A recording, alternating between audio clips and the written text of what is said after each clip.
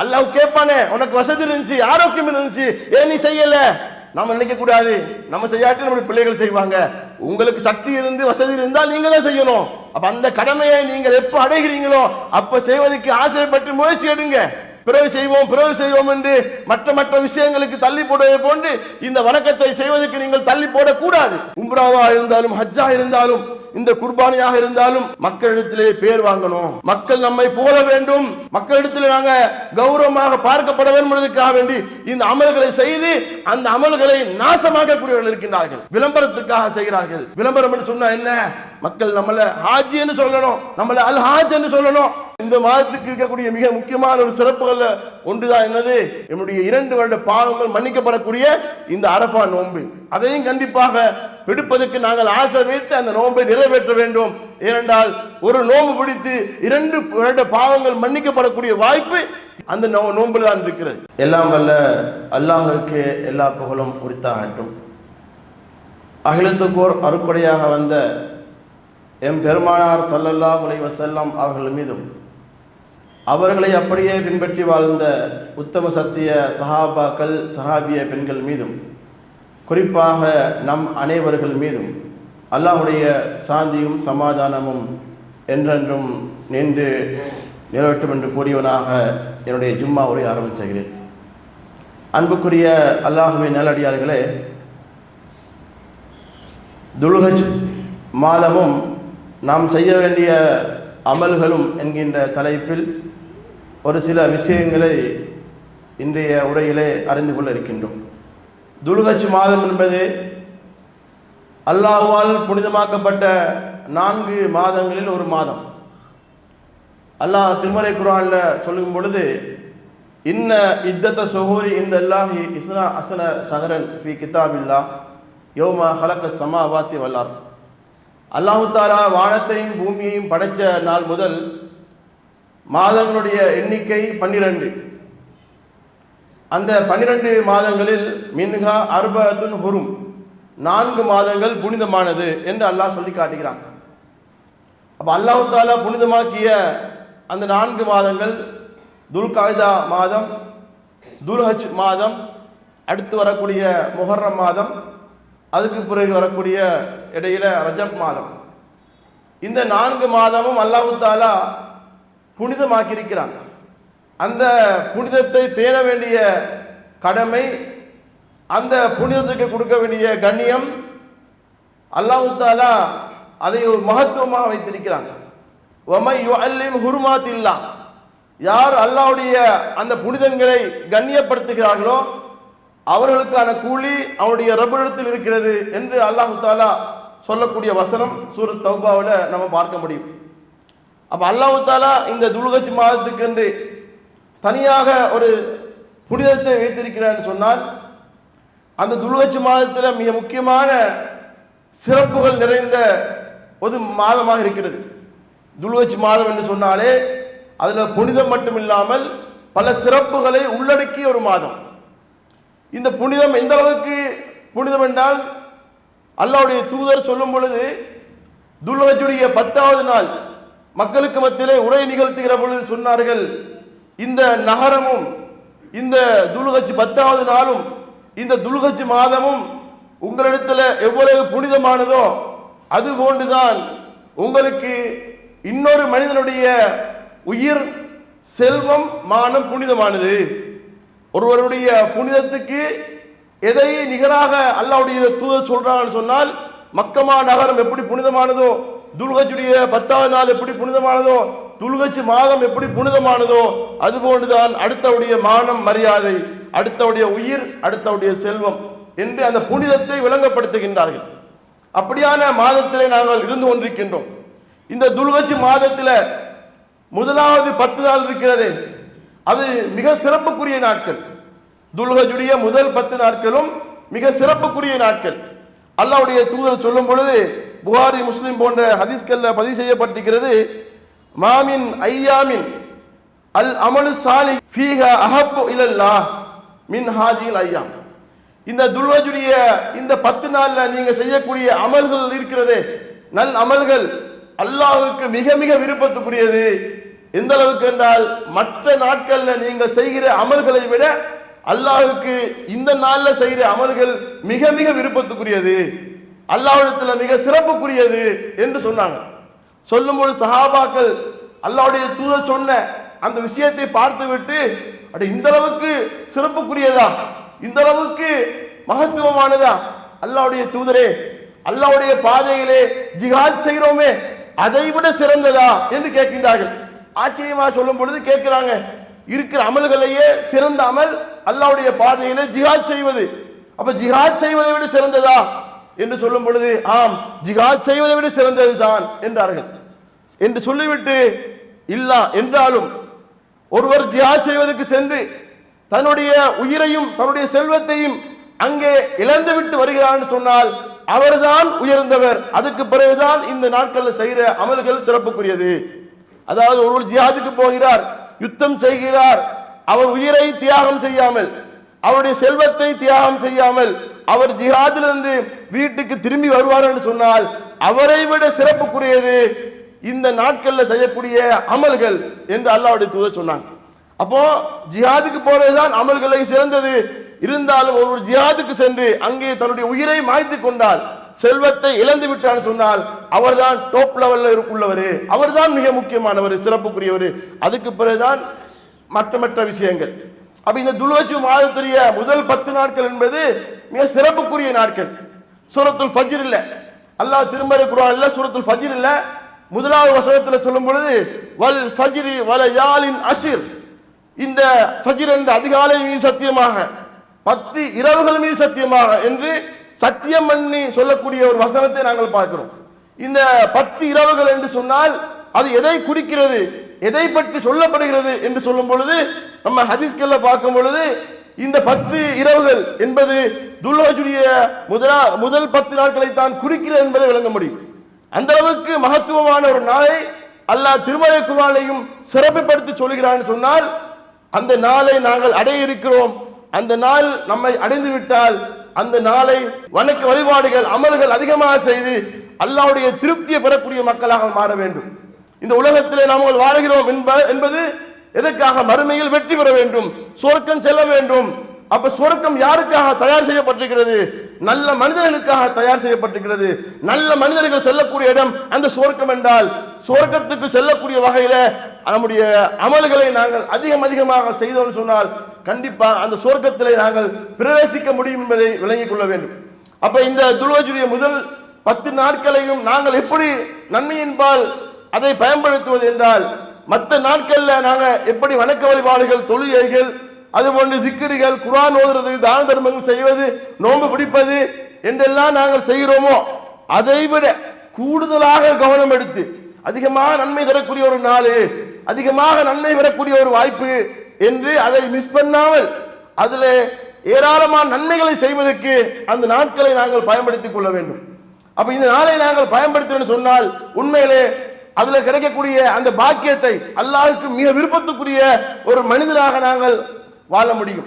அதே போல இந்த துல்ஹஜ்ஜுடைய முதல் 10 நாள்ல செய்யக்கூடிய மிக முக்கியமான ஒரு வணக்கம் அல்லாஹ் தஆலா நமக்கு கடமையாக்கிய ஹஜ் என்ற அந்த கிரியை அந்த வணக்கம் இந்த துல்ஹஜ் மாதத்தில் தான் நடைபெறுகிறது. துல்ஹஜ்ஜுடைய முதல் 10 நாட்கள்ல இந்த ஹஜ்ஜை பொறுத்த வரைக்கும் நமக்கெல்லாம் தெரியும், ஹஜ்ஜுக்கு செல்வது என்று சொன்னாலே அது சர்வசாதாரணமாக எல்லாராலும் முடியாது. உடல் ஆரோக்கியம் வேண்டும், பொருளாதாரம் தேவை. அப்படி இருந்து அல்லாஹ் யாருக்கு நாடுகிறானோ அந்த வாய்ப்பு கிடைக்கும் என்பது நமக்கு எல்லோருக்கும் தெரியும். ஆனா உண்மையிலே அந்த ஹஜ் என்ற அந்த கிரியை செய்வதற்கு நாங்கள் கண்டிப்பாக உள்ளத்திலே ஒரு ஆசை வைத்துக் கொள்ள வேண்டும். நாங்கள் என்ன நினைக்கிறோம், நமக்கு எங்கப்பா அது நடக்க போகுது, நமக்கு அது சாத்தியம் இருக்கு, செல்வந்தர்கள் வசதி உள்ளவர்களுக்கு தான் அல்லாஹ் கடமையாக்கி இருக்கிறான், நான் எங்களை போன்ற சாதாரண பாமரனுக்கு அது கடமையாக்கப்படல, எங்களுக்கு அது தேவையும் இல்லை, அல்லாஹ் அதே குறித்து எங்களிடத்துல விசாரிக்க போனதும் இல்லை என்று சொல்லி அங்கே சொல்வதற்கு ஆசை இல்லாமல் இருக்கிறோம். ஆனால் வாழ்நாளில் ஒரு தடவையாவது கண்டிப்பாக செய்ய வேண்டிய ஒரு வணக்கம், இதற்காக நாங்கள் முயற்சி எடுக்க வேண்டும், இதுக்காக நாங்கள் உழைக்க வேண்டும். சும்மா கஷ்டப்படாமல் ஒரு நாளும் ஒரு விஷயத்தை செஞ்சுவிட முடியாது. உலகத்திலே ஒன்றை சாதிக்க வேண்டும் என்றால் அதுக்காக எவ்வளவு கஷ்டப்படுகிறோம், எவ்வளவு முயற்சி எடுக்கிறோம். ஒரு வீடு கட்ட வேண்டும், ஒரு வாகனம் வாங்க வேண்டும் என்று சொன்னால் எங்களால முடியுமா, சாத்தியமா என்று நினைப்போமா? நினைக்க மாட்டோம். நம்முடைய பிள்ளைகளுக்காக வேண்டி, நம்முடைய எதிர்காலத்துக்காக வேண்டி எப்படியாவது முயற்சி செய்து அந்த விஷயத்தை சாதிக்க பார்க்கிறோம். அது போன்றுதான் ஹஜ் என்று சொன்னாலே சாதாரணமாக கிடைக்கக்கூடிய ஒரு நன்மை இல்லை. அதுக்கு கடமையாக்கப்பட்டு விட்டால் கண்டிப்பாக செய்யத்தான் வேணும். ஆனால் அந்த நன்மையை அடைவதற்கு நாங்கள் பாடுபட வேண்டும். அந்த ஹஜ் என்ற வணக்கத்துக்கு நன்மை என்ன தெரியுமா? சொர்க்கத்தை தவிர அதற்கு கூலி இல்லை, சொர்க்கம் தான் நிச்சயம். இன்னும் சொல்ல போனால் யாரு இந்த ஹஜ் என்ற வணக்கத்தை நிறைவேற்றுவதற்காக சென்று அங்கே பாவம் செய்யாமல் இல்லற வாழ்க்கையில ஈடுபடாமல் தூய்மையான முறையை அந்த ஹஜ்ஜை நிறைவேற்றுகிறார்களோ அவர்கள் அன்று பிறந்த பாலகனை போன்று ஊருக்கு வரும்போது திரும்பி வருகிறார். அன்று பிறந்த பாலகன். உங்களுக்கு 40 வயசாக இருக்கலாம், 50 இருக்கலாம், 70 இருக்கலாம். அவ்வளவு காலம் நீங்கள் பாவம் செய்திருந்தால் கூட அந்த பாவத்தை எல்லாம் அல்லாஹ் தஆலா அழித்து உங்களை அன்று பிறந்த ஒரு பாலகனாக, பாவியே இல்லாமல் ஒரு சுத்தமான ஒரு மனிதனாக உங்களை அல்லாஹ் திருப்பி அனுப்புகிறான்னு சொன்னால் இந்த பாக்கியம் ஹஜ்ஜுக்கு சென்றவர்களுக்கு மாத்திரம்தான் கிடைக்கும். அப்படியான பாக்கியத்தை நம்ம அடையக்கூடாதா? ஆசைப்படக்கூடாதா? அல்லாஹ் சொல்லுகிறான், வலில்லாஹி அலன் நாஸி ஹஜ்ஜுல் பைத்தி மன் இஸ்ததாக இலைஹி சபீலா. இந்த ஹஜ் என்ற கிரியை வணக்கத்தை செய்வதற்கு யாருக்கு சக்தி இருக்கிறதோ அவர்களுக்கு அது கடமை. யார் அதை புறக்கணிக்கிறார்களோ அவர்களை விட்டு அல்லாஹ் தேவையற்றவன் என்று அல்லாஹ் சொல்கிறான். உண்மையிலே நமக்கு அந்த ஹஜ் என்ற அந்த கிரியை வணக்கத்தை செய்வதற்கு ஆசை இருக்கிறது. சில பேர் பார்க்கிறோம், வசதி இருக்கும், உடல் ஆரோக்கியம் இருக்கும், இப்பதான் 25 வயசு, இப்பதான் 30 வயசு, நம்ம பிறகு செய்வோம் என்று தள்ளி போடுகிறோம். உங்களுக்கு வாய்ப்பு கிடைத்தால் தள்ளி போடாமல் நீங்கள் அதை செய்வதற்கு முயற்சி எடுங்கள். ஏனென்றால் தள்ளி போடுகிற பொழுது சில நேரங்கள் மௌத்தா போவீங்க. அதுக்கு பிறகு என்ன செய்யறது? கடமையா இருந்தால் அந்த வணக்கத்தை நீங்க செய்யவில்லை என்றால் அல்லாஹ் மறுமையிலே விசாரிப்பான். அல்லாஹ் கேட்பானே, உனக்கு வசதி இருந்துச்சு, ஆரோக்கியம் இருந்துச்சு, ஏன் நீ செய்யல? நம்ம நினைக்க கூடாது, நம்ம செய்யாட்டி நம்முடைய பிள்ளைகள் செய்வாங்க. உங்களுக்கு சக்தி இருந்து வசதி இருந்தால் நீங்க தான் செய்யணும். அப்ப அந்த கடமையை நீங்கள் எப்ப அடைகிறீங்களோ அப்ப செய்வதற்கு ஆசைப்பட்டு முயற்சி எடுங்க. பிறகு செய்வோம் என்று மற்ற விஷயங்களுக்கு தள்ளி போடுவதை போன்று இந்த வணக்கத்தை செய்வதற்கு நீங்கள் தள்ளி போடக்கூடாது. இது மிக முக்கியமான வணக்கம். ஆயுளோடு தலைவையாக கண்டிப்பா செஞ்சே ஆக வேண்டும். ரசூலுல்லாஹ் சொல்லும் பொழுது அல்லாஹ் உங்களுக்கு ஹஜ்ஜை கடமையாக்கி இருக்கிறான், ஹஜ் செய்யுங்க என்றாங்க. ஒரு பயான்ல சொல்லும் பொழுது அல்லாஹ் உங்களுக்கு ஹஜ்ஜை கடமையாக்கி இருக்கிறான், ஹஜ் செய்யுங்க என்றாங்க. அப்போது ஒரு நபித்தோழர் கேட்கிறார், அல்லாஹ்வுடைய தூதரே வருஷம் செய்யணுமா? அப்போது ரசூலுல்லாஹ் அதுக்கு பதில் சொல்லவில்லை. திரும்ப கேட்கிறார், அல்லாஹ்வுடைய தூதரே வருஷம் செய்யணுமா? பதில் சொல்லவில்லை. திரும்ப கேட்கிறார், அல்லாஹ்வுடைய தூதரே வருஷம் செய்யணுமா? அப்போது ரசூலுல்லாஹ் சொல்றாங்க, நீங்க கேள்வி கேட்டீங்க, நான் பதில் சொல்லல. ஏன் தெரியுமா? நீங்கள் கேட்ட கேள்விக்கு நான் பதில் சொல்லிவிட்டால் அது உங்களுக்கு கடமையாகிவிட்டால் உங்களுக்கு தான் கஷ்டம். நான் எதை உங்களுக்கு ஒரு விஷயத்தை சொல்லுகிறேனோ உங்களுக்கு சக்திக்குட்பட்டு அதை செய்யுங்க. எதை நான் விட்டு உங்களுக்கு தடுக்கிறேனோ அதிலிருந்து விலகிக் கொள்ளுங்க. நான் செய்யுங்க என்றால் நீங்க ஒருத்தரவு செய்யுங்க. அதிகமாக கேள்வி கேட்டீங்கன்னு சொன்னால் அது உங்களுக்கு தான் நஷ்டம். ஏனென்றால் இதுக்கு முன்னாடி வாழ்ந்தவர்கள் அவருடைய நபிமாரிடத்திலே இப்படித்தான் அதிகமாக கேள்வி கேட்டதுனால அவர்கள் அழிந்து போனார்கள் என்று அல்லாஹ்வுடைய தூதர் அந்த மக்களுக்கு அறிவுரையா சொல்றாங்க. அப்போ ஹஜ் என்ற வணக்கத்தை நிறைவேற்றுவதற்கு அல்லாஹ் சக்தியை தந்தால் நம்ம அதை கண்டிப்பாக நிறைவேற்ற வேண்டும். அந்த ஹஜ் என்பது இந்த துல்ஹஜ்ஜுடைய மாதத்தில் நடக்கக்கூடிய மிக முக்கியமான வணக்கம் என்பதை நம்ம விளங்கிக் கொள்ள வேண்டும். இந்த மாதத்துக்குள்ள சிறப்புல இந்த துல்ஹஜ் மாதத்துல இந்த ஹஜ் என்ற வணக்கம் மிக சிறப்புக்குரியது. அதே போன்று இந்த துல்ஹஜ் மாதத்துல அரஃபா தினம் என்பது ஒன்று இருக்கிறது. 9வது நாள் அல் ஹஜ்ஜு அரஃபா. அரஃபா என்று சொன்னால் ஹஜ் என்பதே அரஃபா தான் என்று அல்லாஹ் தூதர் சொல்றாங்க. துல்ஹஜ் 9வது நாள்.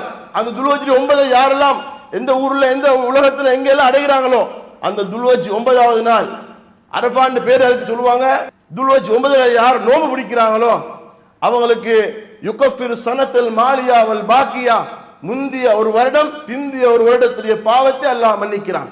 2 வருடத்துடைய பாவங்கள் மன்னிக்கப்படக்கூடிய ஒரு நாளும் இந்த துல்ஹஜ்ஜுடைய 9வது நாள் தான் இருக்கிறது. அப்ப துல்ஹஜ் இந்த மாதத்துக்கு இருக்கக்கூடிய மிக முக்கியமான ஒரு சிறப்புகள் ஒன்றுதான் என்னது? நம்முடைய 2 வருட பாவங்கள் மன்னிக்கப்படக்கூடிய இந்த அரஃபா நோன்பு. அதையும் கண்டிப்பாக பிடிப்பதற்கு நாங்கள் ஆசை வைத்து அந்த நோன்பை நிறைவேற்ற வேண்டும். ஏனென்றால் ஒரு நோன்பு பிடித்து 2 வருட பாவங்கள் மன்னிக்கப்படக்கூடிய வாய்ப்பு இந்த துல்ஹஜ் 9 அந்த நோன்புல தான் இருக்கிறது. அதே போன்று இந்த துல்ஹஜ் மாதத்தில் எங்களுக்கு இன்னொரு சிறப்பான ஒரு காரியம் இருக்கிறது. என்னென்றால் குர்பானி என்று சொல்லக்கூடிய ஒரு வணக்க வழிபாடு. நுசுக்குன்னு சொல்லுவாங்க, அறுத்து பலியிடக்கூடியது. அல்லாஹ் திருமறை குர்ஆன்ல சொல்லும் பொழுது வலிக்குள்ளி உம்மத்தின் ஜஅல்னா மன்சகன், ஒவ்வொரு சமுதாயத்துக்கும் நாங்கள் அறுத்து பலியிடக்கூடிய ஒரு வணக்கத்தை நாங்கள் ஆக்கி இருக்கிறோம். ஒவ்வொரு சமுதாயத்துக்கும் முந்தி இருந்த எல்லா சமுதாயத்துக்கும் அறுத்து பலியிடக்கூடிய ஒரு வணக்கத்தை அல்லாஹ் தஆலா கடமையாக்கி இருக்கிறான். அது மாதிரி அல்லாஹ் தஆலா நம்முடைய சமுதாயத்துக்கும் இந்த அறுத்து பலியிடக்கூடிய உலுஹியா என்ற ஒரு கடமையையும் அல்லாஹ் தஆலா எங்களுக்கு கடமையாக்கி இருக்கின்றான். அந்த உலுஹியா பொறுத்த வரைக்கும் அது எதனால எதுக்கு செய்யறது என்பது நம்ம எல்லோருக்கும் தெரியும். அதனுடைய பின்னணியே நமக்கு தெரியும்.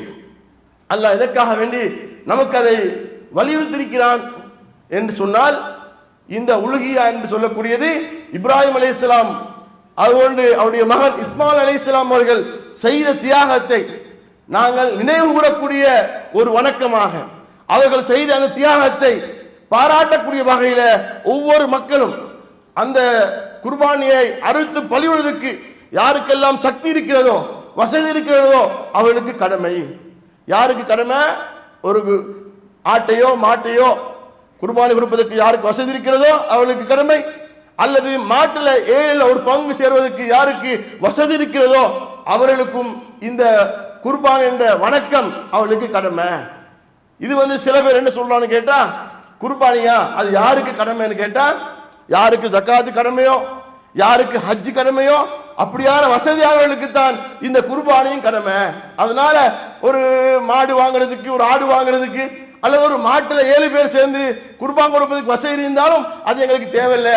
ஏண்டா நாங்க ஹஜ் செய்யல, நாங்க ஜக்காத்து கொடுக்கிற கடமைகளுக்கு இல்லை, அதனால தேவையில்லை நினைக்கிறாங்க. அப்படி இல்லை. உங்களுக்கு மாட்டுல 7ல் ஒன்று சேர முடியுமா? நீங்க செய்யத்தான் ஆகணும். ஜக்காத்து கடமையா ஹஜ் கடமையான்னு அதுக்கு என்ன செய்யல, ரசூலுல்லாஹ் சொல்லவே இல்லை. வசதி இருக்கிறதா குர்பான் கொடுப்பதற்கு, அல்லது 7ல் ஒன்று சேர்றதுக்கு வசதி இருக்கிறதா செய்யத்தான். இது எந்த அளவுக்கு வலியுறுத்தப்பட்டது அப்படின்னு கேட்டால், அல்லாஹ்வுடைய தூதர் மிக மிக வலியுறுத்தி சொல்லப்பட்ட ஒரு விஷயம். இது சுன்னா தானே, இது விரும்பினா செய்யலாம், இது விரும்பும் இல்லையா செய்யாமல் இருக்கலாம் என்று நினைக்கிறாங்க. ஒரு ஃபர்லான தொழுகைக்கு முன்னாடி தொழக்கூடிய ஒரு சுன்னத்தான ஒரு விஷயமா நினைக்கிறாங்க. அப்படியான சுன்னத்தான ஒரு விஷயமாக இதை அல்லாஹ்வுடைய தூதர் சொல்லவில்லை. நீங்கள் ஃபர்லான தொழுகைக்கு முன்னாடி தொழக்கூடிய பின்னாடி சொல்லக்கூடிய சுன்னத்து மாதிரி இல்ல, வலியுறுத்தப்பட்ட ஒரு கடமை என்ற லெவல்ல சொல்லப்பட்டது. எப்படியானது? வசதி இருந்தா செய்யத்தாகணும். அல்லாஹ்வுடைய தூதர் என்ன செய்யறாங்கன்னு சொன்னால், சஹாபாக்கள் இடத்துல சொல்றாங்க, யார் இந்த ஹஜ்ஜுடைய பெருநாள் தினத்துக்கு முன்பாக குர்பானியை பலிப்பிராணியை அறுத்தார்களோ அவர்கள் அந்த குர்பானியை நிறைவேற்றியவர்கள் இல்லை, குடும்பத்துக்காக இறைச்சிக்காக அறுத்தவர்களாக ஆவார்கள். இந்த ஹஜ் தொழுகைக்கு பிறகு, பெருநாள் தொழுகைக்கு பிறகு யார் அதை நிறைவேற்றுகிறார்களோ அவங்க தான் சுன்னத்துல் முஸ்லிமீன், அசாப சுன்னத்துல் முஸ்லிமீன், முஸ்லிம்களுடைய வழிமுறையை பின்பற்றியவர். எப்ப ஹஜ் பெருநாள் தொழுகைக்கு பிறகு குர்பான் பிராணியை யார் அறுக்கிறார்களோ அவங்க தான் முஸ்லிம்களுடைய வழிமுறையை கடைபிடிக்கக்கூடியவர்கள். முஸ்லிம்களுடைய வழிமுறை என்றான். இந்த குர்பான் கொடுப்பது என்பது முஸ்லிம்களுடைய வழிமுறை. அதை நிறைவேற்றியவர் யார் என்றால் ஹஜ் பெருநாள் தொழுகைக்கு பிறகு அந்த பலிப்பிராணியை அறுப்பவர்கள். அதுக்கு முன்னாடி அறுத்தீங்கன்னு சொன்னால் நீங்க உங்களுடைய குடும்பத்துக்காக நீங்க வாங்கி கொடுத்த இறைச்சி போன்று, குடும்பத்துக்கு கொடுத்த நீங்க சமைத்த உணவு போன்றுதான். அது அல்லாஹ்விடத்திலே குர்பானோட வணக்கத்துடைய நன்மை தராது என்று சொன்னவுடன் ஒரு நபித்தோழர் எழுந்து, அல்லாஹ்வுடைய தூதரே, அபி புர்தா என்று சொல்லக்கூடிய நபித்தோழர், அல்லாஹ்வுடைய தூதரே, நான் பெருநாள் தொழுகைக்கு வரதுக்கு முன்னாடியே அறுத்து சமைச்சு சாப்பிட்டு வந்துட்டேன். பெருநாள் தொழுகைக்கு முன்னாடியே நான் அறுத்து சமைச்சு சாப்பிட்டு வந்துட்டேன். நான் என்ன செய்யறது?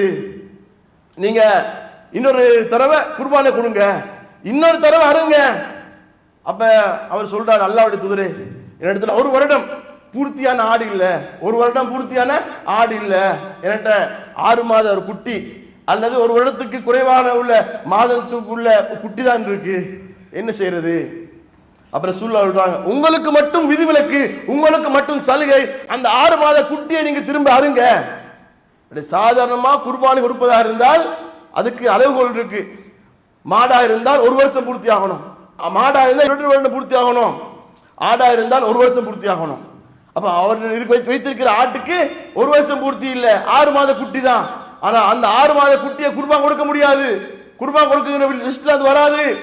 ஆனால் அவர் தவறாக செய்துவிட்ட காரணத்தினால அவரிடத்துல வேற ஆடே இல்லை என்பதனால அந்த 6 மாத குட்டியை நீங்க திரும்ப கொடுங்கன்றான். யோசிச்சு பாருங்க, அது சுன்னத்து, அது தேவையில்லை. ஒரு நஃபீலு என்றா சரி ஏற்கனவே கொடுத்துட்டு அடுத்தீங்க தானே, உங்களோட நியத்துக்கு நன்மை இருக்கு, நீங்க செய்ய தேவையில்லை, பரவாயில்லை விட்டுருங்க, அல்ல நன்மை தருவான் என்று சொல்லணும். அப்படி சொன்னாங்களா?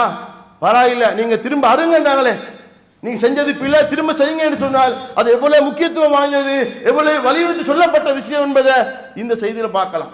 அல்லாஹ்வுடைய தூதர் ஊர்ல இருந்தாலும் சரி, பிரயாணத்தில் வெளியே இருந்தாலும் சரி, இந்த குர்பானியை உலுஹியா கொடுக்கக்கூடியவராக இருந்தார்கள். அது பிரயாணத்தில் இருந்தால், தொழுகையா இருந்தால் ஜம்மு கஸ்ரு பண்ணுவோம், ஏனால் அது சலுகை. அந்த குர்பானியே அந்த சலுகை இல்லை. நீங்க ஊர்ல இருந்தாலும் வெளியூர்ல இருந்தாலும் நீங்க கொடுக்கத்தான் ஓணும் என்றாங்கன்னு சொன்னால் அது எவ்வளவு வலியுறுத்தி சொல்லப்பட்ட விஷயம் என்பதை நம்ம விளங்க முடியும். இதை எதுக்காக செய்கிறோம், இதுல என்ன இருக்கு அப்படின்னு கேட்டால் ஒரு தியாகம் இருக்கு. என்ன தியாகம்? நம்ம அல்லாஹ் எங்களுக்கு பொருளாதாரத்தை தந்திருக்கிறான். உண்மையிலே ஹஜ் என்றாலும் அதுக்கு ஒரு தியாகம் தான். சல்லி இருந்தா மட்டும் போதுமா? காசு பணத்தில் செலவழிக்கணும். 25 லட்சம் 30 லட்சம் செலவழிக்கணும். குர்பான் கொடுப்பதா இருந்தாலும், ஒரு மாடு கொடுப்பதா இருந்தாலும் 3-4 லட்சம் கொடுக்கணும். அப்ப உங்களுடைய பொருளாதாரம் அங்கே அல்லாஹ்வுக்காக செலவழிக்கப்படுகிறது. அப்ப உங்களிடத்திலிருந்து செலவு போகப்படுகிறது. உங்களுடைய பொருளாதாரம் உங்களுக்கு என்ன செய்யுது? ஒரு தியாகம் செய்ய வேண்டிய நிலைக்கு நீங்க மாறுறீங்க. அப்ப அல்லாஹ் அதை எதிர்பார்க்கிறான். உங்களுக்கு அல்லாஹ் பொருளாதாரத்தை பரக்கத்தா தந்திருக்கிறான், அதிகமா தந்திருக்கிறான். அல்லாஹ் தந்த பொருளாதாரத்தை நீங்க எப்படி செலவழிக்கிறீங்க, என்ன செய்றீங்கன்றதை அல்லாஹ் பார்க்கிறான். அப்ப நாங்க செய்யக்கூடிய வணக்கங்களை பார்த்தீங்கன்னா அதிகமாக பொருளாதாரம் உள்ளவர் என்ன செய்வாங்க, நம்ம ஒரு மாட்டில் பங்கு போய் நம்ம குர்பானியை கொடுத்தா போதும் தானே, அவருக்கு ஒட்டகம் வாங்கிறதுக்கு வசதி இருக்கும், 10 மாடு வாங்க வசதி இருக்கும். ஆனாலும் அவர் என்ன செய்வாருன்னு கேட்டா ஒரு மாட்டில் 40,000 ரூபா 43,000 ரூபா பங்கு சேர்ந்துடுவார். கேட்டா என்னுடைய கடமையை நிறைவேற்றிட்டேன், குர்பானை கொடுக்கணும், ஷேர் பண்ணிட்டேன். அல்லாஹ் தஆலா நீங்க வசதி இருந்தா மாடு கொடுங்க, பங்கு சேருங்கன்னு சொல்லல. உங்களுடைய எண்ணம் எப்படி இருக்கு? அல்லாஹ்க்காக செய்யறது. நீங்க குர்பானியை கொடுத்து நீங்களும் உண்டு பிறருக்கு உண்ண கொடுங்கள், தர்மம் செய்ய சொல்கிறான். அப்ப தர்மத்தை பொறுத்த வரைக்கும் அல்லாஹ்வுக்காக நீங்க விரும்பி கொடுங்க, அல்லாஹ் உங்களுக்கு அதிகமாக பொருளாதாரத்தை தருவான். அதே மாதிரி இன்றைக்கு இந்த துல்ஹஜ் மாதத்தில் செய்யக்கூடிய இந்த உலுஹியாவாக இருந்தாலும் சரி, முக்கியமான ஹஜ் என்ற வணக்கமாக இருந்தாலும் சரி, மக்கள் மத்தியில் அது எப்படி செய்யப்படுகிறது? குறிப்பிட்ட சிலர்கள் தான், குறிப்பிட்ட மக்கள் தான் இஹ்லாஸாக தக்வாவாக அல்லாஹ்வுக்காக செய்யக்கூடியவர்கள். அதிகமான பேர் உம்ராவாக இருந்தாலும் ஹஜ்ஜாக இருந்தாலும் இந்த குர்பானியாக இருந்தாலும் மக்களிடத்திலே பேர் வாங்கணும், மக்கள் நம்மை போல வேண்டும், மக்களிடத்தில் நாங்க கௌரவமாக பார்க்கப்பட வேண்டும் என்பதற்காக வேண்டி இந்த அமல்களை செய்து அந்த அமல்களை நாசமாக்கக்கூடியவர்கள் இருக்கின்றார்கள். விளம்பரத்துக்காக செய்கிறார்கள். விளம்பரம் என்று சொன்னா என்ன? மக்கள் நம்மள ஹாஜி என்று சொல்லணும், நம்மள அல் ஹாஜ் என்று சொல்லணும். பேர் போடுற நேரத்தில் ஆரம்பத்தில் நியாஸ் என்ற ஒரு பேர் இருப்பாரு. அவரு ஹஜ்ஜுக்கு போயிட்டு நியாஸ் நானான்னு சொல்லிட்டா கோவப்படுவாரு. ஹே, நான் லட்சக்கணக்கு காசு கொடுத்து ஹஜ்ஜுக்கு போயிட்டு வந்திருக்கேன், நீ நியாஸ் தானா என்ற நியாஸ் ஹாஜின்னு சொல்லு. சில பேர் வாயாலே அப்படி கேட்டுருக்கிறான். அப்ப நீங்க ஹாஜி என்ற பட்டத்துக்காகத்தான் ஹஜ்ஜுக்கு போனீங்களா? அதுக்கு தான் போறீங்களா? அல்லாஹ்வுடைய கடமையை நிறைவேற்ற போய்விட்டு அல்லாஹ்விடத்துல கூலி எதிர்பார்க்காமல் உலகத்திலே மக்களிடத்திலே நீங்கள் கூலி எதிர்பார்க்கிறீங்கன்னு சொன்னால், உலகத்திலே மக்களிடத்திலே பேரை எதிர்பார்க்கிறீங்கன்னு சொன்னால் அந்த நன்மைகள் அல்லாஹ்விடத்துல கொஞ்சம் கூட கணக்கில் எடுக்கப்படாது. மன் சம்ம அல்லாஹு பிஹி, யார் விளம்பரத்துக்காக ஒரு வணக்கத்தை செய்கிறார்களோ அது மறுமையிலே விளம்பரப்படுத்தப்படும்.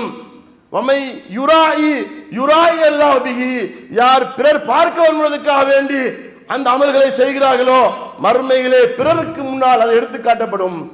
நம்ம செய்கிற வணக்கங்கள் இபாதத்துக்கள் அல்லாஹ்வுக்காக இருக்க வேண்டும். தொழுகையாக இருந்தாலும் சரி, நோன்பாக இருந்தாலும் சரி, தான தர்மமாக இருந்தாலும் சரி, நாம் செய்துவிட்டு அவருடைய கூலியை திருப்தியை அல்லாஹ்விடத்தில் எதிர்பார்க்க வேண்டும். இன்னைக்கு உம்ராவுக்கு ஹஜ்ஜுக்கு போறவங்களை பார்த்தீங்கன்னா இக்ராம் ட்ரெஸ்ஸை போட்டு ஃப்ளைட்ல இருந்து செல்ஃபி எடுத்து ஃபேஸ்புக்லையும் வாட்ஸ்அப்லையும் போடுறது. நான் உம்ராவுக்கு போறேன், ஹஜ்ஜுக்கு போறேன், அல்லது போறதுக்கு முன்னாடியே நான் உம்ராவுக்கு போறேன், நான் ஹஜ்ஜுக்கு போறேன், துவா செஞ்சுக்குங்க. ஏன் சொல்லணும்? சொல்ல வேண்டியது கடமையா? நீங்க தொலை வர்றீங்க, நோம்பு பிடிக்கிறீங்க, சதக்கா குடிக்கிறீங்க, இதெல்லாம் சொல்லியா செய்றீங்க? அது உங்களுக்கும் அல்லாஹ்வுக்கும் உள்ளது. ஏன் நீங்க சொல்லி உங்களுடைய அமல்களை நாசமாக்குறீங்க? காசு கொடுத்து லட்சக்கணக்கான காசு கொடுத்து உங்களுடைய வேலை வெட்டி எல்லாம் விட்டு போட்டு அந்த வணக்கத்தை நிறைவேற்ற போறீங்க. போற டைம்ல போயிட்டு இந்த தேவையில்லாத பலாய செஞ்சு அமல்களை நாசமாக்குறீங்களே. அல்லாஹ்வுடைய தூதர் சொன்னாங்க, உங்களிடத்திலே நான் அதிகமாக பயப்படக்கூடிய விஷயம் என்ன தெரியுமா? உங்களிடத்தில் அதிகமாக நாம் பயப்படக்கூடிய விஷயம் என்ன கேட்டால் சிறிய இணை வைப்புண்டாங்க. சிறிய சிறுக்கு அல்லாஹ்வுடைய தூதரே, சிறிய இணை வைப்பா, சிறிய இணை வைப்பா என்னன்னு கேட்கிறாங்க. சிறிய இணை வைப்புன்னு சொன்னால் அர்ரியா, முகஸ்துதி என்றால் பிறருக்காக நீங்க செய்கிற அமல்களை அலங்கரிக்கிறது. நீங்க செஞ்சுட்டு மற்றவங்க சொல்லி காட்டுறது, மற்றவங்க பார்க்க வேணும், மற்றவங்க புகழணும், மற்றவங்களுக்காக வேண்டி உங்களோட அமல்களை நீங்க செஞ்சு காட்டுறது என்றாங்க. உண்மையிலே இப்படியான எண்ணம் உள்ளத்தில் இருந்து சொன்னால் நீங்க செய்யக்கூடிய எந்த அமல்களையும் அல்லாஹ் தஆலா ஏற்றுக்கொள்ள மாட்டான். அல்லாஹ் திருமறை குர்ஆன்ல சொல்லும் பொழுது உங்களிடத்திலே இறையச்சத்தை நீங்கள் அதிகப்படுத்துங்க.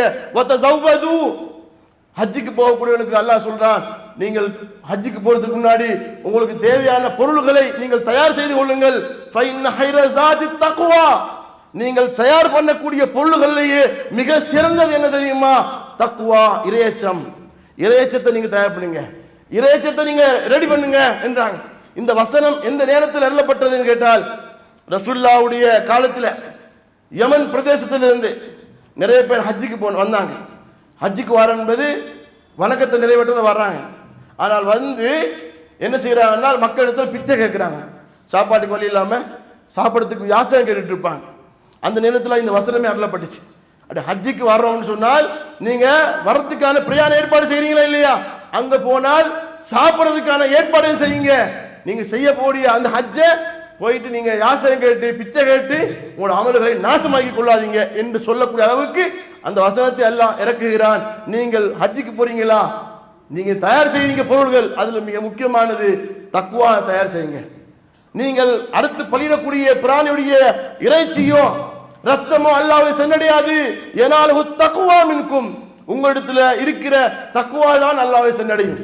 நீங்க கொடுக்கிற குர்பானுடைய மாடு எவ்வளவு பெருசு என்பதல்ல, எவ்வளவு விலை என்பதல்ல, கொடுக்கிற நோக்கம் இஹ்லாஸ், அல்லாஹ்வுக்காக தக்வா தான் அல்லாஹ் இடத்துல சென்றடையும். அப்ப நாம இந்த அமல்கள் செய்கிறோம் என்றால், கடமைகள் செய்கிறோம் என்றால் மக்கள் நம்மை பார்த்து புகழணும் பேசணும் என்பதல்ல. நாம் செய்கிறது செலவழிக்கிறது எல்லாம் அல்லாஹ்வுக்காகத்தான், அல்லாஹ் நமக்கு கூலி தர வேண்டும் என்ற அந்த நன்மையான நோக்கத்தோடு இறையச்சத்தோடு இஹ்லாஸோடு நாம் செய்கிற எல்லா அமல்களையும் தான் அல்லாஹ் ஏற்றுக்கொள்வான். அந்த அடிப்படையிலே இந்த துல்ஹஜ் மாதத்தில் நாம் செய்யக்கூடிய மிக முக்கியமான வணக்கங்கள் எல்லாவற்றையும் இறையச்சத்தோடு இஹ்லாஸோடு செய்யக்கூடிய மக்களாக இருக்க வேண்டும்.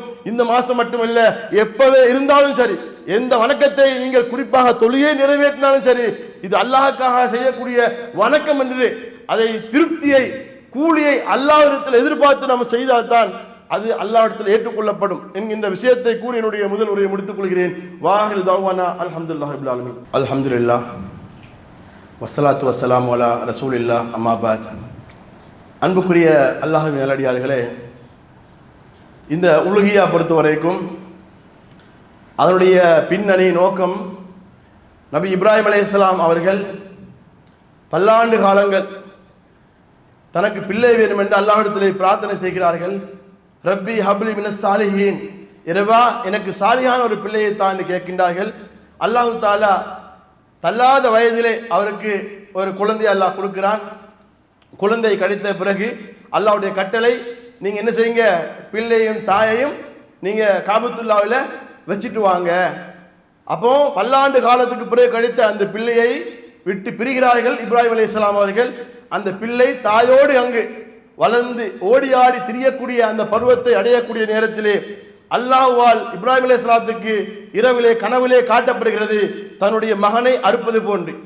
தன்னுடைய மகனை அறுப்பதென்றால் நபிமார்களுக்கு காட்டப்படக்கூடியது கண்டிப்பாக நிறைவேற்ற வேண்டிய வகை. அந்த அடிப்படையிலே தன்னுடைய மகனை தேடி, இஸ்மாயில் அலைஹிஸ்ஸலாத்தை தேடி வந்து சொல்கிறார், மகனே நான் உங்களை கனவிலே அறுப்பதாக கனவு கண்டேன், என்ன செய்ய, இதை பத்தி நீங்க என்ன நினைக்கிறீங்க?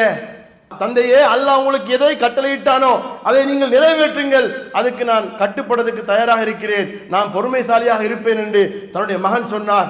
அப்போது மகனை அறுப்பதற்காக கீழே கடத்துகிறார்கள் இரண்டு பேரும். அந்த நேரத்திலே அல்லாஹ் தஆலா இப்ராஹிம் அலைஹிஸ்ஸலாத்தை பார்த்து, இப்ராஹிமே உங்களுக்கு நான் சொன்ன கட்டளையை நீங்கள் உண்மைப்படுத்தி விட்டீர்கள், கது சத்தக்த ருயா, அந்த கனவை நீங்கள் உண்மைப்படுத்தி விட்டீர்கள், நீங்க இதுக்கு பகரமாக கொம்புள்ள ஆட்டை நீங்கள் அறுத்து பலியிடுங்கள் என்று சொன்னார்கள். அதை பின்வரக்கூடிய மக்களுக்கு நாங்கள் என்ன செய்வோம், வழிமுறையை ஆக்குவோம் என்று அல்லாஹ் சொன்னான். பின்வரக்கூடிய மக்களுக்கு இந்த சம்பவத்தை நாங்க அப்படியே வழிமுறையாக ஆக்குவோம் என்று அல்லாஹ் சொல்றான். அந்த அடிப்படையிலே இப்ராஹிம் அலைஹிஸ்ஸலாமும் இஸ்மாயில் அலைஹிஸ்ஸலாமும் செய்த தியாகத்தை நினைவு கூறுவதற்காகத்தான், நினைவுபடுத்துவதற்குத்தான் இது போன்ற தியாகத்தை நம்மளும் நம்முடைய வாழ்க்கையிலே எந்த சந்தர்ப்பத்திலையும் எப்பவும் செய்வோம் என்று அல்லாஹ்விடத்தில் எடுக்கக்கூடிய ஒரு உறுதி பிரமாணம் மாதிரி தான் இந்த சம்பவத்தை அல்லாஹ் நமக்கு எடுத்து காட்டுகிறான். எவ்வளவு சோதனைகள் வந்தாலும் கஷ்டங்கள் வந்தாலும் சரி, இப்ராஹிம் அலைஹிஸ்ஸலாமும் இஸ்மாயில் அலைஹிஸ்ஸலாமும் எப்படி கட்டுப்பட்டார்களோ அதுபோன்று நாங்களும் கட்டுப்பட வேண்டும். அப்போதுதான் அல்லாஹ்வுடைய திருப்தி நமக்கு கிடைக்கும் என்கின்ற அந்த நினைவை நினைவுபடுத்தக்கூடிய ஒரு சம்பவமாகத்தான் இந்த உலுஹியா என்ற வணக்கம் அதனுடைய பின்னணி இருக்கிறது. இந்த உலுஹியாவை நிறைவேற்றக்கூடியவர்களுக்கு அல்லாஹ்வுடைய தூதர் ஒரு சில நிபந்தனைகளை சொல்கிறார்கள். யாரு உலுஹியாவை கொடுக்கிறதுக்கு ஆசை வைத்திருக்கிறார்களோ, நியத்து வைத்திருக்கிறார்களோ, துல்ஹஜ்ஜுடைய பிறை முதலாவது பிறை கண்டதில் இருந்து, துல்ஹஜ் பிறை ஞாயிற்றுக்கிழமை பார்க்கப்படுகிறது. பிறை பார்க்கின்றது, பிறை தெரிந்தால் அன்று இரவிலிருந்து அல்லது பூர்த்தி செய்யப்பட்டால் அடுத்த நாள் துல்ஹஜ்ஜுடைய முதல் நாளில் இருந்து பிராணி அறுக்கிற வரைக்கும் அவர் என்ன செய்யக்கூடாது, தன்னுடைய உடம்பில் இருக்கக்கூடிய முடியையோ அதுபோல் நகத்தையோ வெட்டக்கூடாது. பிராணி அறுத்த பிறகுதான் அவங்க முடியையும் நகத்தையும் வெட்ட வேண்டும் என்று அல்லாஹ்வுடைய தூதர் சொன்ன செய்தி முஸ்லிம் என்ற ஹதீஸ் கிரந்தத்தில் பதிவு செய்யப்பட்டிருக்கிறது. இது சின்ன ஒரு தியாகத்தினுடைய வெளிப்பாடு. உங்களுக்கு அல்லாஹ் தஆலா ஒரு தியாகத்தை செய்வதற்கு இன்னொரு தியாகத்தை சொல்லுகிறான். என்ன? உங்களுடைய முடியை 10 நாளைக்கு நீங்க வெட்டக்கூடாது, 10 நாளைக்கு நகத்தை வெட்டக்கூடாது. இது என்ன லாஜிக் இருக்கு? இது எதுக்கு சம்பந்தமே இல்லையே, இதெல்லாம் என்னப்பா ஒன்று கொண்டு சம்பந்தம் இல்லாமல் இருக்குன்னு நினைக்கலாம். குர்பானை கொடுப்பதற்கும் நகத்தை முடியை வெட்டக்கூடாது என்பதற்கு சம்பந்தம் இருக்கா? உண்மையிலே சம்பந்தம் இல்லை. அல்லாஹ்வுடைய தூதர் சொல்லிட்டாங்க செய்வோம். நம்ம தொழுகையில ருக்கு செய்கிறோம், சுஜூது செய்கிறோம், நிற்கிறோம், இதெல்லாம் சம்பந்தம் இருக்கா? எதுக்காக செய்கிறோம்? அது காரணம் தர்றோமா? நோம்பு பிடிக்கிறோம், ஏன் நோம்பு பிடிக்கிறோம்? ஏன் இதெல்லாம் தவாப் செய்கிறோம், சகதி செய்கிறோம், என்ன இதெல்லாம் என்ன? இந்த காரணம் தேடக்கூடாது. அல்லாஹ்வுடைய தூதர் சொல்லிட்டாங்களா, அது செய்ய வேண்டிய கடமை எங்களுக்கு இருக்கிறது. அப்ப குர்பானியை அறுப்பதற்கு ஆசை உள்ளவர்கள் துல்ஹஜ் ஒன்றிலிருந்து என்ன செய்யலாம்? அவங்க இந்த விஷயத்தை கடைபிடிக்க வேண்டும். நகத்தையோ முடிய வெட்டக்கூடாது. அது போன்று ஒருவருக்கு ஆசை இல்லாமல் இருந்துச்சு, துல்ஹஜ் 3ஆவதுலையோ 5ஆவதுலையோ அவருக்கு வசதி கிடைக்குது. அப்போ என்ன செய்யலாம்? எப்போ அவருக்கு வசதி கிடைக்குதோ அப்பையிலிருந்து என்ன செய்யணும்? அவர் இந்த நிபந்தனைகளை கடைபிடிக்க வேண்டும். நேரத்தோட ஆசை உள்ளவங்க நேரத்தோட என்ன செய்யணும்? இந்த சட்ட விஷயங்களை கடைபிடித்தோன்னு சொன்னால் அந்த குர்பானி என்ற விஷயத்தை சரியான முறையில் நிறைவேற்றக்கூடிய மக்களாக இருப்போம். அந்த அடிப்படையிலே நம்முடைய ஜமாத் சார்பாகவும் இந்த கூட்டு குர்பானிக்கு ஏற்பாடு செய்யப்பட்டிருக்கிறது. ஒரு மாட்டுடைய ஒரு பங்கு 43,000 ரூபாய். விரும்பினவர்கள் அந்த கூட்டு குர்பானில் சேரலாம். இன்ஷா அல்லாஹ் கூட்டு குர்பானில் சரி முனிமார் சகோதரர்கள் சேர்ந்து உங்களுடைய அந்த தியாகத்தை செய்யக்கூடிய மக்களாக மாறி அல்லாஹ்விடத்தில் கூலியை பெறக்கூடிய மக்கள் அல்லாஹ் தஆலா நம்மை ஆக்கி அருள் புரிவானாக. வாஹிரு தஅவானா அல்ஹம்துலில்லாஹி ரப்பில் ஆலமீன்.